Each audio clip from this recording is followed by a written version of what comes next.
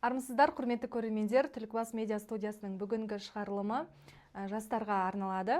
Бүгінгі студиямыздың қонағы жастардың онлайн қауіпсіздігі тақырыбындағы ғылыми жобаның жеңімпазы Пірімжан Әйгерім. Әйгерім, студиямызға қош келдіңіз. Жалпы алғашқы сұрақты өзіңізді таныстырып өтумен бастасаңыз, Сәлеметсіз бе? Бүгінгі мен сұхбатқа шақырғаныңызға көп рахмет. Менің аты-жөнім Пірімжан Әйгерім. Қай мектепте, қай сыныпта оқисыз? Қазіргі таңда Абай атындағы мектеп-лицейінің 10-шы сынып оқушысымын. Жалпы ғылыми жоба байқауына қатысуға сізге не түрткі болды? Негізінен мен ғылыми жобаны бастағанда ауданымыздағы Түлкібас үш тілде оқытатын мамандандырылған мектеп-интернатында оқыдым. Және сол жақта оқып жүрген кезде осы жобаны бастаған болатын. Өзім кіші сынып оқыған кезде жоғары сыныптарды көріп, мен де жоғары сыныпқа барған кезде қалайда осы конкурстың жеңімпазы атанамын деген менде мақсат болды. Сол мен осы жобаға жетеледі. Жалпы жобаңыздың тақырыбын таңдауға не себеп болды?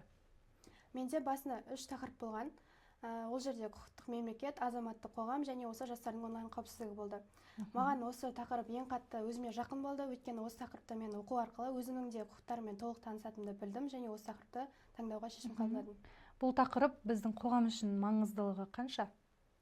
Қазіргі таңда ақпараттық технологиялардың дамуы жастардың өмірінде өте үлкен рөл ойнайды. Мысалы, әлеуметтік желілер мен интернет арқылы олар өздеріне көптеген мүмкіндіктер ғана алып қоймай, сонымен қатар әртүрлі киберқауіптерге ұшырап отыр. Мысалы, сіз өзіңіз интернет желісіне алғаш рет қашан қадам бастыңыз? 2017 жыл. Жасыңыз шамамен нешеде болды? 18-де болдым. Ал тіпті қазір бірінші сынып оқушысының қолынан әртүрлі гаджеттерді байқауға болады.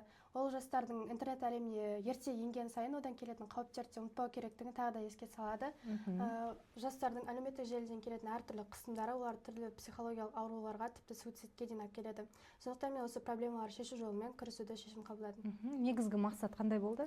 Мақсаты осы кибер құқықтардың түрлерін жастармен таныстыру, яғни кибер қауіпсіздік ұғымын оларға толығымен түсіндіру және әртүрлі қауіптерді талдап, олармен күресу жолдарын ұсыну. Жастар деп жатырмыз ғой әңгімеміздің басында. Жалпы осы жастардың интернет желісін қолданудағы кейбір қателіктері қандай деп білесіз? Әрине, тәжірибе барысында әртүрлі мәселелерді көрген болатынбыз, талқыладық. Соның ішінде ең басты жастардың жіберетін қауіпсіздігі ол құпия сөздерді дұрыс қолданбау. Мысалы, менің өзім үйде інілерім бар. Інілерімнің өздері өте кішкентай, 1-5 сынып оқиды. Олардың ең басты жіберетін қателігінде өзім байқаймын. Әртүрлі әлеуметтік желілер немесе приложениелерге кірген кезде бірден парольді өздерінің жылдарына, аттарына қоя салады.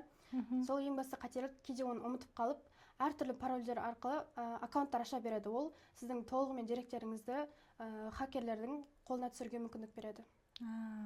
Зерттеу барысында қандай деректер, әдістер қолдандыңыз? Жалпы 3 әдіспен жұмыс істедім. Теориялық әдіс, эмпирикалық және талдау әдістері.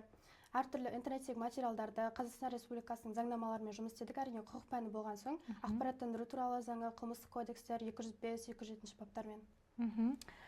Ең тиімді шешімдер мен ұсыныстар қандай болды жобаңызда? Менің жобамның басты ерекшелігі, кейін тақырыпқа қосқан болатынмын, SafeNet платформасы деп, осы платформа болды. Жобаның жеңілуіне де бірден бір себеп осы менің платформам болды. Платформаның ең басты ерекшелігі осы жастардың арасында танылған проблемаларды шешу жолына құрастырылған. Платформаның негізгі 3 түрі бар. Оның біреуі проблемалар анықтауға арналған, екіншісі күресуге және үшіншісіне ойын түрінде оларға үйретуге арналған. Осы платформалар арқылы сабақ жүйесіне, яғни мектеп жүйелеріне енгізу, немесе тренингтер өткізу деген ұсыныстар бердім. Енді енгізілуге ұсыныс қабылданды ма? Ол жағын толық білмеймін, алайда мақұлдаған болатын. Ғылыми жобаны дайындау барысында қандай да бір қиындықтар туындады ма өз басыңызға? Негізінен қатты қиындықтар туындаған жоқ, алайда мен облыстық кезеңде жеңімпазы атанып болғаннан кейін мен мектеп ауыстырған болатын, Абай атындағы мектеп-лицейіне ауыстым. Алайда болған дейін мен дарында оқыдым ғой. Кейін ауысқаннан кейін маған бір аптадан кейін хабар келген болатын, республикалық кезеңге өттің деп. Бірақ мен ол кезде уже Абайға ауысып кеттім да. Сол кезде екі мектептің арасында қатынап жүру сәл қиын болды және жетекшілермен жұмыс істеу сол кезде қиындық туғызды, ал жұмыстың өзінде ешқандай қиындық болған жоқ. Жалпы сізге осы ғылыми жобаны қорғау барысында, дайындау барысында кімдер қолдау көрсетті? Әрине, барлық жақындарым өзінің қолдан келгенше көмектерін берді. Соның ішіне ата-анамды бірінші айтсам, өйткені олар менің қабағыма кірпіктей қайу салмай, барлық сөздерімді қолдап, көмектесіп жүрді. Ешқандай сөзімді жерге қалдырмай, жұмысының басынан соңына дейін жанымда болды. Бұл жеңіс сіздің болашақ мақсаттарыңызға қалай әсер етеді? жұмыстан жеңіп жеңімпаз атанған кезде мен бірден алға қарай қойған мақсаттарым одан сайын асқақтай түсті, яғни алға қойған мақсаттарыма жетуге болатынына тағы да бір дәлел болды. Және одан ары қарай мен әртүрлі жобаларға қатысуға мотивацияларым ашылды. Осы тақырыпты тағы да тереңірек тануға, зерттеуге құлшынысыңыз бар ма? Әрине, басында облыстық кезеңге жеңген кезде мен екі мектеппен жұмыс істедім ғой, басында Дарында, кейін Абайда. Екі мектеп арасында кішкене әртүрлі мектептер арасында практикалық жұмыстар істедік. Одан кейін республикалық кезеңге өткеннен кейін осы жобамды жаңа платформамды республика деңгейінде, көлемінде қамтуға тырысамыз. Одан кейін халықаралық деңгейге шықсам ба деген ой бар. Енді сіз жаңа сөзіңізде айттыңыз ғой, алғашында Дарын мектебінде болдыңыз, кейін Абайға ауыстыңыз. Қай мектептің үлесі көбірек деп білесіз? Әрине, Дарынның деп ойлаймын, өйткені мен Абайға ауысқаннан кейін бір ғана апта уақытым болды, алайда мен сол жақтағы достарым да көмектесіп, сұхбаттарға түсіп тұрды.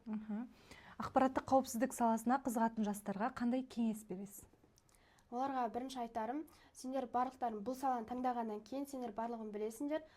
Бұл саладан бейхабар жандарға барынша қауіпсіздіктерді, киберқауіпсіздік ұғымдарын түсіндіруге шақырамын, өйткені барлығы бұл тақырыпты біле бермейді, сондықтан одан келетін қауіптерді білмейді, сондықтан сендердің бірінші миссияларың бейхабар жандарға ұғындыру деп ойлаймын. Байқауда жеңімпаз атану сәтінде қандай сезімде болдыңыз? Ол сезімді сөзбен айтып жеткізу мүмкін емес, өйткені ана жақта сен басынан негізі осы ғылыми жобаға жыл сайын 20 мың, 30 мың адам өзінің жұмысын, оқушылар жұмысын өткізеді. Алайда облыстық кезең, қалалық кезеңнен қысқарып, соңына дейін бізде 1000 ғана оқушы жеткен болатын. Соның ішінде гуманитарлық бағыт болғаннан кейін 370 оқушы болды. Соның ішінде бірінші орын алған кезде менің жүрегім қатты толқыған болатын. Еще бізде Түркістан облысы болғаннан кейін алфавит бойынша айтады ғой, соңғысы Шымкент, одан кейін Түркістан болды да. Бірінші орын алған кезде мен қатты қуандым, өйткені бізді соңында айтқан болатын Түркістан облысы деп. Сол кезде бір жағынан ойлайсың, қазір айтпай қалса не істеймін деп. Өйткені соңғы оқушы болдым да. Уайымдап тұрдыңыз, уайымдап тұрдым. Интернетті қауіпсіз әрі пайдалы ортаға айналдыру үшін жастар не істеу керек? Қалай ойлайсыз? Бірінші өздерінің проблемаларын толығымен ұғынып алу керек. Проблема қайдан шығып жатыр, қайдан өршіп жатыр, соның бастауын біліп алу керек. Одан кейін сол бастау бойынша проблеманың басын шешу керек. Ол проблеманы шешу бойынша мен платформам өтсе болады. Біз барынша қолдан келгенше көмек бере аламыз. Содан кейін барып қана осы проблеманы толығымен біліп алу керек. Жалпы сұхбат соңында өзіңіз секілді ғылымға келуге құштар болып жүрген жастар бар, сол кісілерге немесе қатарластарыңызға қандай бір кеңес, ақыл, тілек айтасыз? Мен бірінші айтарым, ешқашан даму жолында ізденісте тоқтап қалмаңдар, әрқашан дамып отырыңдар, өйткені сендер егер осы даму жолына деген егер пайдалы болса, ниеттерің шынайы болса, сендерді ешкім тоқтата алмайды. Жүректеріңдегі отты сөндіріп алмаңдар. Жақсы, Әйгерім, әдемі сұхбат үшін рахмет. Алдағы өміріңізге немесе алдағы ғылыми жұмыстарыңызға тек қана сәттілік тілейміз. Құрметті көрермендер, біздің сұхбатымыз осымен аяқталды. Келесі кездескенше аман болыңыздар.